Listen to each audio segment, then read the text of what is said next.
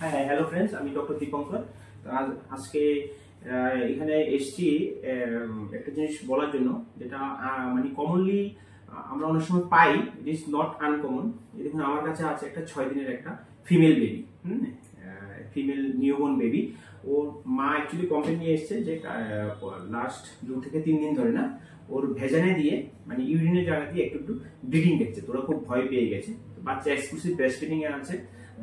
বাচ্চা দেখুন otherwise activity ভালো আছে, ক্রাই ভালো আছে, ফিডিং ঠিক করে করছে, ঠিক আছে। তো এই ভ্যাজানাল ব্লিডিং অনেক সময় আমরা পাই ফার্স্ট 7 to 10 days। তো it is absolutely normal phenomenon, specially in female baby.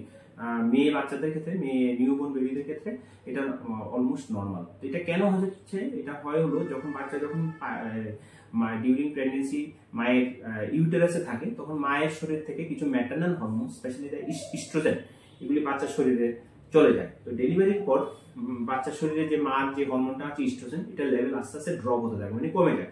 কমে গেলে এরকম অনেক সময় কতগুলি ব্লাস্ট ট্যাঙ্ক ডিচার্জ হয় ভেজানাল এরিয়া দিয়ে।